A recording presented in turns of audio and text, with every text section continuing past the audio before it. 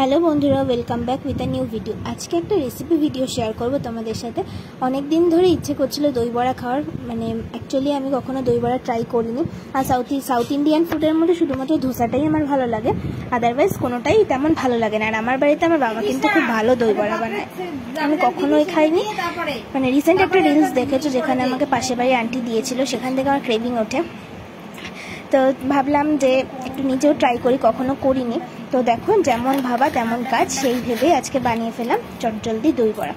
দোকানের থেকেও খুবই টেস্টি, খুব সহজ উপায়, মাত্র কয়েকটি উপকরণ দিয়ে বানিয়েছি এই জিনিসটা। তো ভিডিওটা স্টার্ট করছি। তো দেখো, আমি এই যে বিউলির ডাল সেটা আমি একদিন রাত্রিবেলা ভিজিয়ে রেখেছিলাম। এখানে 2 কাপ মতো রয়েছে ডাল। আর এই ডালটা ভিজিয়ে রেখে আমি পরিষ্কার জল দিয়ে ধুয়ে আবার রেখেছিলাম। মোটামুটি 10 থেকে 12 ঘন্টা আমি এটাকে ভিজিয়ে রেখেছি। যতক্ষণ ভিজিয়ে রাখা যায় ভালো হয়। আর আমি এটা মিক্সিতে দিচ্ছি, তোমরা চাইলে শিলেও বেটে নিতে পারো। আর তার মধ্যে দিয়েছি 2টো পরিমাণ কাঁচা লঙ্কাটা দিলে পরে দইয়ের বড়ার মধ্যে পরে একটুখানি ঝাল ভাবটাও আসবে। তো এর মধ্যে আর কিছুই দেবো না, দিয়ে দিলাম সামান্য অল্প পরিমাণে নুন। তো দেখো, এটাকে এবার ফেটাতে হবে। তোমরা চাইলে হাত দিয়েও ফেটাতে পারো, আমি এই ম্যানুয়াল হ্যান্ড ব্লেন্ডারটা নিয়েছি। যেহেতু বাড়িতে কেউ ছিল না, তো দেখো এরকম প্রবলেম হচ্ছিল আমার এটাকে ফেটাতে। তো বাবাকে বললাম একটু দাঁড়াও, দেখো খুব প্রবলেম হচ্ছে, আমার এরকম, যেহেতু ভাই বাড়িতে নেই, জোগাতে গেছে, তো বাবা ধরলো। তারপরে আমি এরকমভাবে একটু ফেটাচ্ছিলাম। একটু অসুবিধা হচ্ছে, কারণ বাবা তো কখনো ক্যামেরা ধরেনি, তাই জন্য একটু এদিক ওদিক হয়ে যাচ্ছিলাম। বাবাকে বলছিলাম ঠিক মতো ফোকাস করে ধরো, নাহলে খুব অসুবিধা হয়ে যাবে। আমি অনেক জায়গায় দেখি মৌরি, আদা বাটা অনেক কিছু দেয় বড়ার মধ্যে, বাট আমি সিম্পলভাবে আজকে ট্রাই করেছি, তাতে সবার খুব ভালো লেগেছে, সবাই বলছে খুব ভালো হয়েছে। এটা ফেটাতে হবে যতক্ষণ এটা ফ্লাপি হয়ে যাবে। আর এটা কিন্তু ক্যামেরার জন্য এরকম মনে হচ্ছে যে এটা প্রথম থেকেই সাদা, কিন্তু না, প্রথমে একটু হলুদ ছিল। দেন তারপরে আমি এটাকে ভালো করে ফেটিয়ে নিয়ে দেখো ফ্লাপি হয়ে গেছে। এবার কি করে বুঝবে এটা বড়া তৈরির জন্য পারফেক্ট? তো একটা বাটির মধ্যে একটু জল নিয়ে নিয়েছি, তার মধ্যে আমি এই মিশ্রণটা একটু দিয়ে দিলাম। দেখো এটা এক্ষুনি জলে ভেসে উঠবে, তাহলেই তুমি বুঝতে পারবে না এটা বড়া তৈরির জন্য পারফেক্ট। তো বাবা আবার উল্টো পাল্টা ধরছিল, দেখো আমি ঠিকভাবে তোমাদেরকে দেখিয়ে দিলাম। দেখো এটা মিশে যাচ্ছে না, ভেসে রয়েছে। তো আমি এবার কড়াইয়ের মধ্যে দিয়ে দিলাম তেল।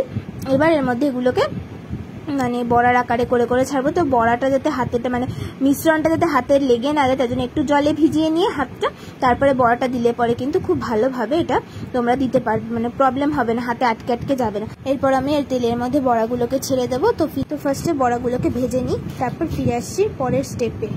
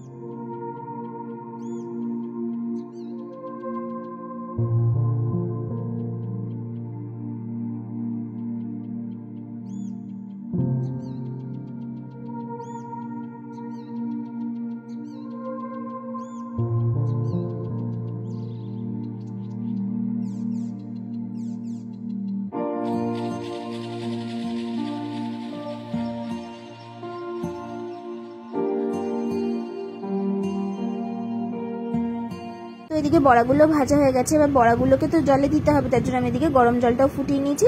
আবার একটা ওই বড়াগুলো তুলে নিয়ে নতুন করে বড়া দিয়ে এগুলোকেও ভাজা হয়ে গেছে।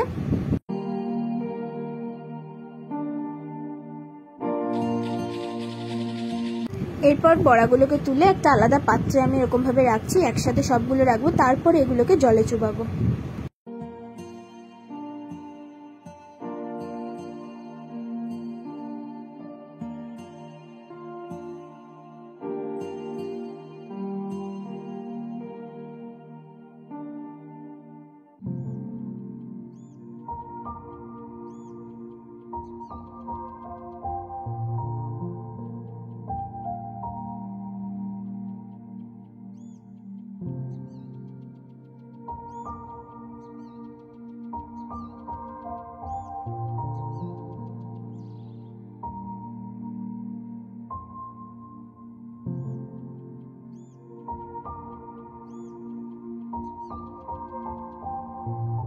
দই বড়ার ওপরে যে গ্রিন চাটনিটা দেখতে পাওয়া যায় সেটা তৈরি করার জন্য আমি এখানে 2 থেকে 3 কোয়া রসুন নিয়েছি, দুটো কাঁচা লঙ্কা, এখানে ঝালের পরিমাণটা নিজেদের স্বাদ অনুযায়ী দেবেন, আর একটু ধনেপাতা নিয়েছি, ধনেপাতা গোড়াটা সমেত। একটা জিনিস আমরা ভুল করি যে গোড়াটা কেটে ফেলে দিই, কিন্তু আসল স্মেলটাই কিন্তু ধনেপাতার এই গোড়াটায়। তার মধ্যে দিয়ে দিলাম একটুখানি নুন পরিমাণ মতো, আর দেবো অল্প পরিমাণে চিনি, আর দেবো একটা লেবুর হাফটা কেটে নিয়েছি, একটা সাইডের হাফ কেটে নিয়ে সেই লেবুর রসটা, এটা দিয়ে তৈরি হয়ে যাবে গ্রিন চাটনি। এরপর যে বড়াগুলোকে তুলে রেখেছিলাম, এবার এই যে সব বড়াগুলো দেখো কতটা নরম আর কতটা ক্রিস্পি টাইপের হয়েছে। এই বড়াগুলোকে যে গরম জলে দেবো, তাই সেই গরম জলের মধ্যে দিয়ে দিচ্ছি নুন, আর এর মধ্যে দেবো একটু চিনি দিয়ে ভালো করে এটাকে মিশিয়ে নিতে হবে যতক্ষণ না চিনিটা গলে যাচ্ছে। তার আগে দিলে কিন্তু হবে না বড়াগুলো, তাহলে কিন্তু নুন মিষ্টিটা পরিমাণ মতো ঢুকবে না বড়ার মধ্যে। তো এটা চিনি নুন দেওয়ার পর এটাকে আমি ম্যানুয়াল হ্যান্ড ব্লেন্ডার যেটা রয়েছে সেটা দিয়ে ভালো করে নাড়িয়ে চাড়িয়ে নিলাম যাতে চিনিটা গলে যায়।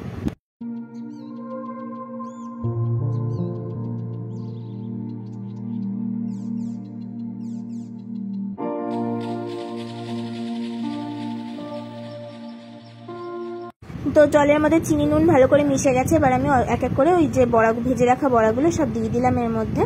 তো দিয়ে আমি এটাকে 10 থেকে 15 মিনিটের মতো রেখে দেবো এরকমভাবে একটা কোনো একটা পাত্র দিয়ে ঢেকে। তো এদিকে দইটা আমি ফেটিয়ে নিয়ে ওটা ওরকম থাকুক। এদিকে রয়েছে রেড কাউয়ের যে দই রয়েছে, সেই দই এনেছে বাবা।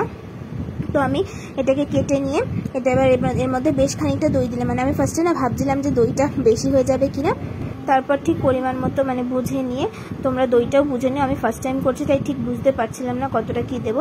তার মধ্যে দইয়ের মধ্যে একটু দিয়ে দিলাম বিট লবণ, এরপর দেবো একটু সাধারণ যে নুন রয়েছে আমাদের নর্মাল নুন, সেই নুনটা একটু দেবো, আর দেবো একটু চিনি। এই 3টে জিনিস দিয়ে দইটাকে সুন্দর করে ফেটাতে হবে। তোমরা চাইলে এর মধ্যে বরফ অ্যাড করতে পারো, আমি বরফ দিয়েছি একটু নর্মাল জল। এটা দিয়ে ভালো করে দইটাকে যেরকম ঘোল করা হয় না সেরকমভাবে দইটাকে ভালো করে ফেটাতে হবে। কোনো রকম কিন্তু আর কিছু অ্যাড করা যাবে না, তাহলে কিন্তু টেস্ট অন্যরকম হয়ে যেতে পারে। তো আমি এটাকে দিয়ে ভালো করে এটা ফেটিয়ে নিচ্ছি।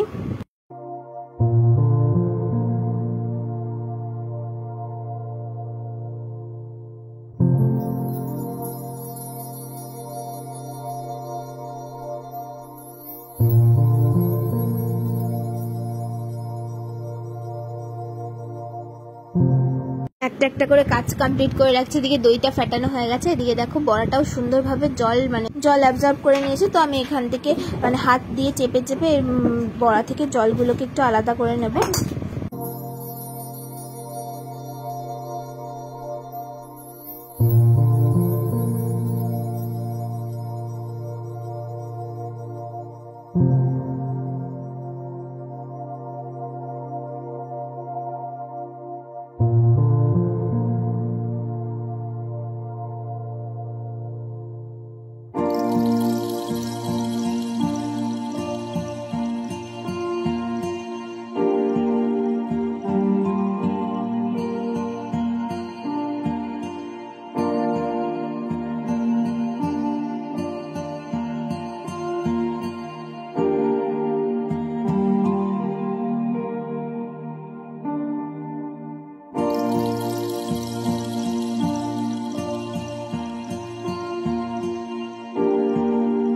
এবার বড়া থেকে যে জলগুলো আমি প্রেস করে বের করে দিয়ে একটা বড় পাত্রের মধ্যে সাজিয়ে নিয়েছি, যেটার মধ্যে আমি ডেকোরেশনটা এবার করতে পারবো।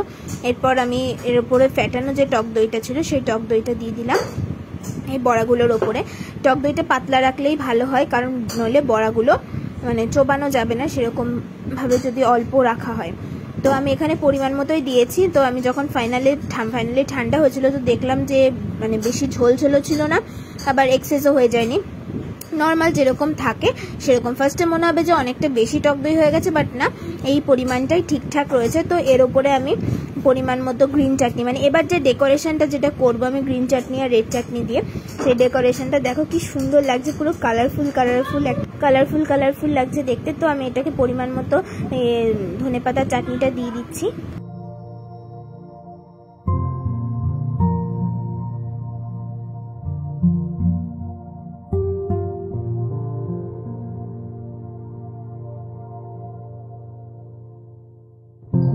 গ্রিন চাটনি দেওয়ার পর ওপর থেকে টমেটো কেচাপ দিলাম। এখানে তোমরা চাইলে তেঁতুলের যে চাটনিটা হয় সেই চাটনিটা ইউজ করতে পারো। আমি তেঁতুলের চাটনি না ইউজ করে এখানে টমেটো কেচাপ ইউজ করেছি। দেখো কতটা সুন্দর কালারফুল লাগছে দেখতে। একটুখানি লঙ্কার গুঁড়ো দিয়ে দিলাম ওপর থেকে, একদম সামান্য অল্প পরিমাণে দিয়েছি। আর আমার কাছে যেহেতু এখানে জিরের গুঁড়ো মানে ভাজা মশলাটা নেই, তাই আমি ওপর থেকে একটু ভাজা জিরের গুঁড়ো সামান্য ছড়িয়ে দিয়েছি। তো মোটামুটি এখানে ডেকোরেশন কমপ্লিট হয়ে গেছে। এর ওপর থেকে দেবো অল্প পরিমাণে একটু বিট লবণ ছড়িয়ে দেবো। তো মানে স্টেপ বাই স্টেপ না করলে কিন্তু ডেকোরেশনটা দেখতে খুবই খারাপ হয়ে যাবে। তো এরপরে আমি এর ওপর থেকে দিয়ে দিচ্ছি অল্প পরিমাণে বিট লবণ।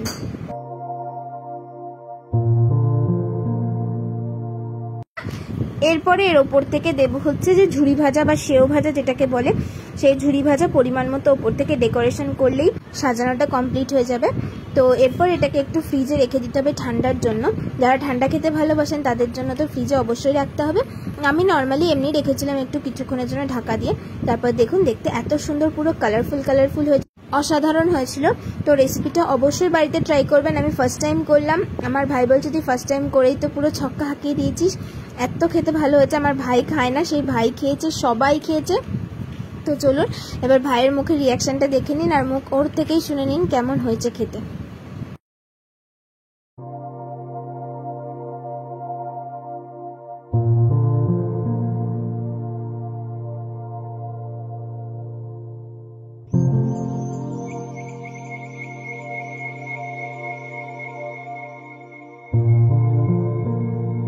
তোর জন্য কি এনেছি? দই বড়া। হ্যাঁ, খেয়ে দেখ কেমন আছে। ছান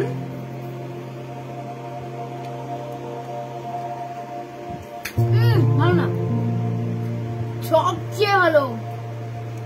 আমি তো ভয় পেয়ে গেছিলাম, সত্যি কথা বল কেমন আছে? সবচেয়ে ভালো দুনিয়ার। দোকানের মতো হয়েছে? দোকানের চেয়েও। কি ভালো। ভালো? আচ্ছা, তাহলে এটা সবাই ট্রাই করতে পারে এই রেসিপিটা? কি করতে পারে একটু বলে দে। আবার বল। চ্যানেলটাকে সাবস্ক্রাইব করুন, লাইক দিন, শেয়ার করুন। আর এইরকম ভালো ভালো রান্না দেখার জন্য চ্যানেলটাকে সাবস্ক্রাইব করতে হবে। আচ্ছা।